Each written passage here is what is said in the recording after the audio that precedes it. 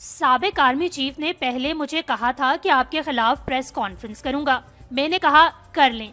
वजीर दिफा ख्वाजा आसिफ ने कहा है कि साबिक आर्मी चीफ जनरल रिटायर्ड कमर बाजवा पहले भी मुझे धमकी दे चुके हैं कि प्रेस कॉन्फ्रेंस करूंगा, जिसके जवाब में मैंने कहा कि आप कर लें।